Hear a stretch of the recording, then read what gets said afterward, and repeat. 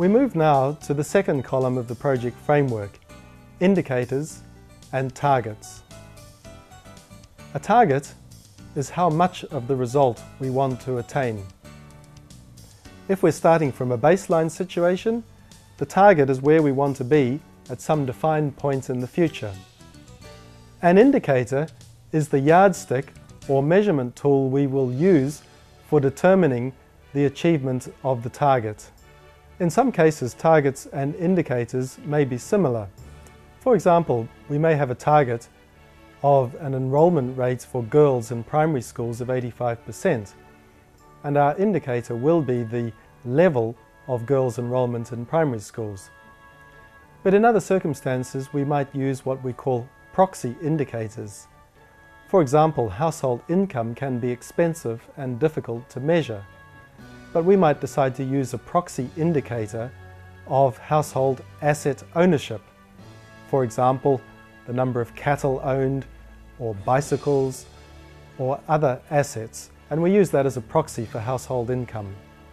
The first thing to check on targets and indicators in the project framework is that each result area has at least one target and one indicator.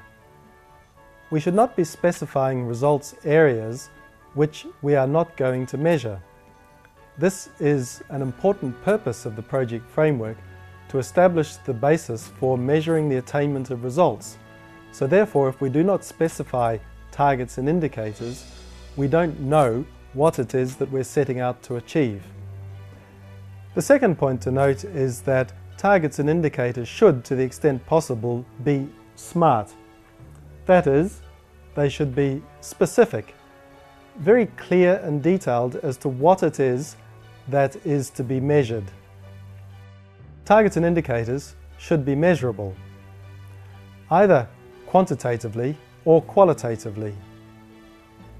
There is no point in having targets and indicators which we cannot measure. Targets and indicators should be attributable to the results area to which they apply. That is, they should actually be measures of that results area. The next point is that the targets and indicators should be relevant. That is, they should relate obviously to that level at which they occur. Finally, the targets and indicators should be time-bound. That is, they should specify a time at which they are expected to be achieved. In some cases, this is implicit. For example, the project purpose is expected to be attained at project completion. But in other cases, for example in activities, we will want to know when the milestone event occurs. Now it's time for you to comment again. This time on indicators and targets. These have been taken from a project in Sri Lanka.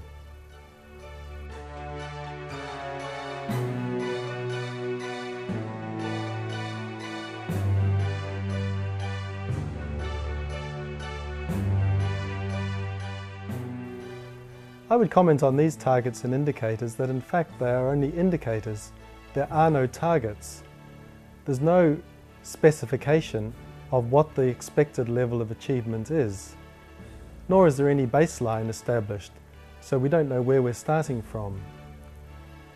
These measures are indicators in the sense that they are potentially capable of being measured, but whether they can be measured in this context, in a conflict-affected area, I don't know.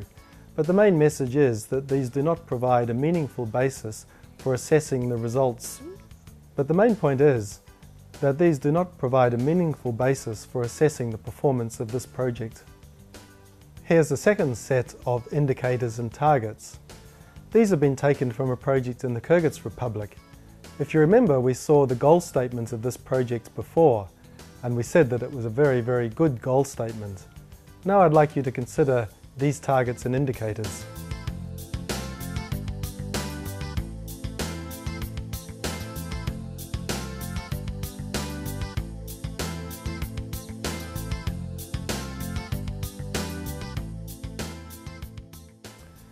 I don't know what you thought, but to me this is an excellent set of targets and indicators.